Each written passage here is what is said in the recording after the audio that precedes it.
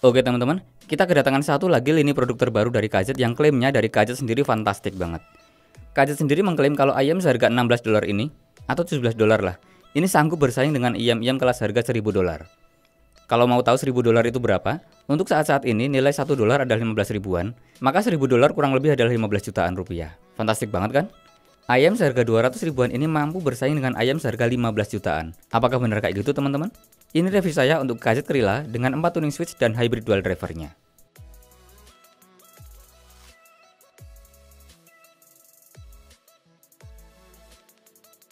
Sebelum lanjut, kita mau ngucapin makasih banget buat KZ Indonesia, buat Om Juan, yang di konten kali ini udah ngirimin sampel produknya ke sini untuk kita review.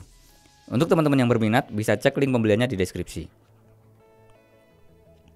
Untuk harganya sendiri, KZ Krilla saat ini dipasarkan di harga 245.000 untuk di Indonesia. Di harga ini KZ Krilla bersaing langsung dengan Asgore Adonis dan sedikit di atasnya di harga 270 ribuan ada Moondrop Q2. Sebelumnya juga di kelas harga yang sama udah ada SIMGOT EW100P. Untuk spesifikasinya, KZ Krilla ditenagai dual driver dengan konfigurasi hybrid, satu dynamic driver dan satu balance armature driver. Sama persis kayak Asgore Adonis. Yang bedanya 28 ohm up to 36 ohm, frekuensinya 20 Hz sampai 40.000 Hz, sensitivity-nya 106 dB. Lalu packagingnya, nggak ada yang berbeda antara packaging KZ Krilla ini dengan KZ-KZ yang lain. Ya masih kayak gini aja lah, standar. Ada mockup desain produknya di sini, namanya Krilla di sini, dan di bawahnya ada sekilas overview produknya, yang tumben kali ini overview-nya dengan kalimat yang agak lebih panjang dari biasanya. Lalu di bagian belakang ada sekilas spesifikasinya. Untuk isi kelengkapan dari paketnya, di sini ada satu pasang unit IM-nya, agak mirip sama KZ Diva ya teman-teman ya, tapi kali ini nggak full metal. Ada resinya di sini, kita bahas lagi nanti. Lalu ini kabelnya, kabel QDC atau Type-C, UFC silver plated khas KZ. Ada satu pasang memori foam tips. Ukurannya kali ini pas banget, nggak yang kegedean kayak di KZ AS24 kemarin. Lalu ada juga 3 pasang ear tip silikon standar KZ yang modelnya belimbing kayak gini, sama kayak punya KZ AS24 juga. Lalu ada pin SIM ejector untuk ngubah switch tuningannya. Dan yang terakhir ada kartu garansi sekaligus user guide-nya di sini. Lanjut kita bahas untuk build quality-nya teman-teman. Untuk kabelnya, di sini kita dapetin kabel KZ yang standar aja, UFC silver plated, interface-nya QDC atau Type-C, dual pin dengan ukuran pinnya 0,75 mm. Tekstur dan kelenturannya kayak gini-gini aja. Udah hafal lah ya, kalau kita udah pernah punya produk KZ yang sebelum-sebelumnya, kayak gini-gini aja. Memori foam tipsnya juga standar aja, kayak gini. Tapi kali ini ukurannya fit banget untuk saya. Enggak kayak memori foam tipsnya KZ AS24 yang kemarin ukurannya kegedean banget buat saya. Ear tip silikonnya modelnya belimbing kayak gini. Ada motif garis-garisnya di bagian nozzle-nya di atas ini. Teksturnya gini-gini aja. Saya kira sih nggak ada masalah juga ketika dipakai, nyaman-nyaman aja. Lanjut ke unit IM-nya. Material bodinya kombinasi antara housing yang berbahan ABS resin yang solid sampai ke nozzle-nya juga masih resin. Di dalam nozzle-nya ini kelihatan kalau ada balance armature-nya ditaruh di sini. Faceplate-nya berbahan metal. Desainnya kalem dan nggak terlalu atraktif. Desain yang nggak lebay lah, dan saya suka sih desain-desain yang kalem kayak gini. Desainnya mirip gambar sayap kalau dilihat kayak gini. Warnanya hitam, transparan untuk bagian housingnya, sedangkan faceplate-nya hitam metalik yang gampang ninggalin noda bekas sidik jari. Kita nggak ada pilihan warna lain untuk produk KZ Krilla kali ini selain warna hitamnya ini. Lalu fittingnya, ukuran housingnya agak sedikit lebih tebal dari Asgore Adonis. Mungkin karena ada implementasi switch di sini, jadi emang butuh ruangan yang cukup besar. Untungnya ketika dipakai di telinga berasa nyaman-nyaman aja. Nggak ada bagian-bagian apapun yang mengganggu kayak potongan resin atau metal yang kasar ataupun sudut-sudut yang tajam kayak gitu. Gripnya di telinga juga berasa kuat dan gak gampang lepas, walaupun bodinya agak sedikit bongsor. Di KZ Krilla ini juga aman dari gejala driver flex. Untuk sound quality-nya, secara umum tonal dari KZ Krilla ini dengan semua switch kita matikan, suaranya masih masuk kategori mild V-shape sih menurut saya. Tapi dengan treble yang kencengannya sedikit lebih bright dari IM Harman yang lain. Untuk low atau bass-nya, dengan semua switch off, secara presentasinya cukup besar, baik intensitas gebukan mid bass-nya maupun kedalaman dari sub bass-nya. Secara kecepatan juga terbilang cukup gesit, walaupun bukan yang cepat-cepat banget. Tentunya ini jadi kabar yang cukup baik buat teman-teman yang suka dengerin musik-musik metal. Masih ada diga pendek di gebukan kick drum untuk bassnya KZ Krilla ini, untuk ngasih tekstur gebukan bass yang nggak kering. Lalu bagian mid dan vokalnya, untuk vokal di KZ Krilla ini terkesan cukup maju, tapi agak sedikit mundur di belakang bassnya dan treble-nya. Timbrenya masih khas BA, yang vokalnya berasa bening, ringan, dan artikulasinya jelas, tapi berasa kurang berbobot. Vokal baik laki-laki maupun perempuan berasa agak ketipisan untuk selera saya pribadi.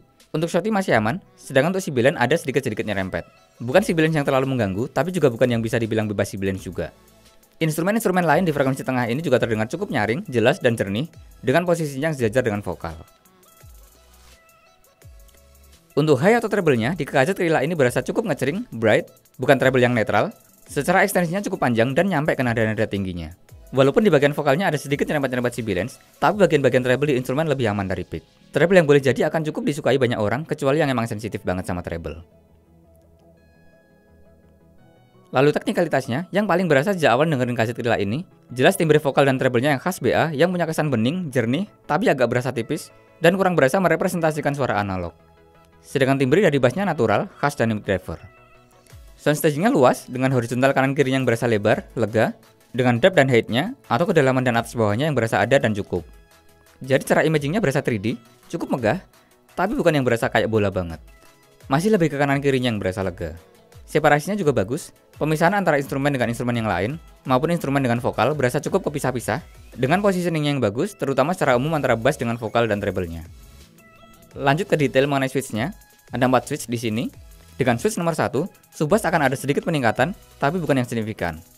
Perbedaannya terlihat di grafik FR, tapi hampir nggak berasa ketika didengerin beneran. Lalu switch nomor 2, sub-bassnya akan naik lebih tinggi lagi, dan di sini mulai berasa perbedaannya kalau dibandingkan dengan semua switch off. Lalu switch nomor 3, di sini paling berasa peningkatan intensitas sub-bassnya ketimbang switch nomor 1 dan nomor 2 yang tadi. Kontrolnya masih bagus dan secara speednya juga cukup gesit, juga impact-nya yang berasa paling dalam.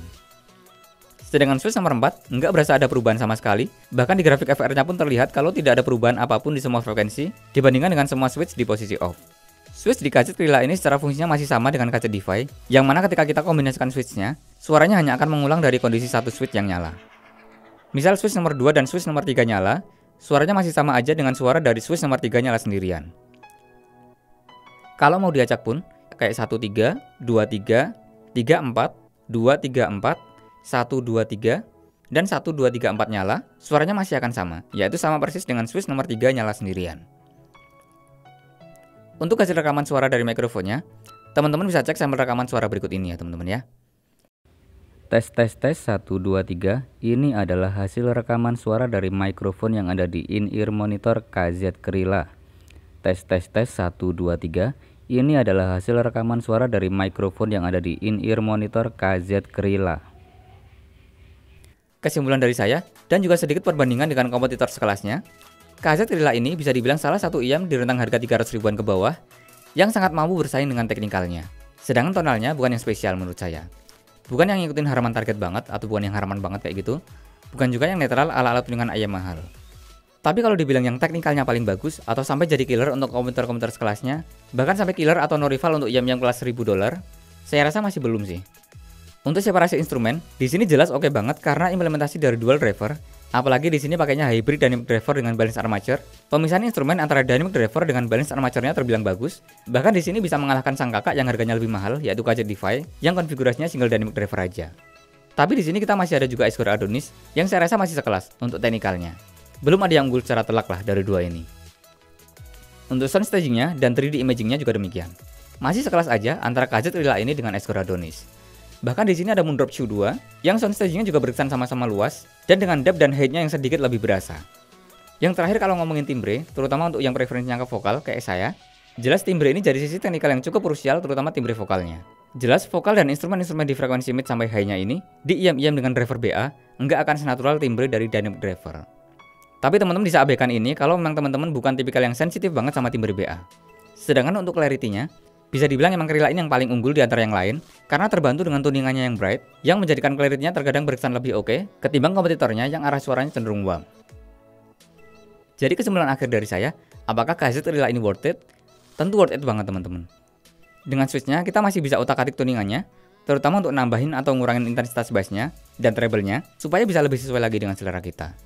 Juga dengan sisi teknikal lainnya yang terbilang bagus, cukuplah untuk membuat pilihan kita semakin bervariasi, semakin banyak di antara IM-IM lain yang di kelas harga yang setara. Oke, demikian tadi ulasan saya mengenai KZ Krila ini ya teman-teman ya. Untuk teman-teman yang berminat bisa cek link pembeliannya di deskripsi.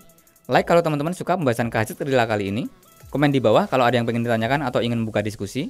Share kalau teman-teman merasa informasi ini bermanfaat. Dan terima kasih untuk teman-teman yang udah support channel ini dengan subscribe-nya. Semoga kita bisa berkembang bareng-bareng. Oke, sekian dari saya. Assalamualaikum.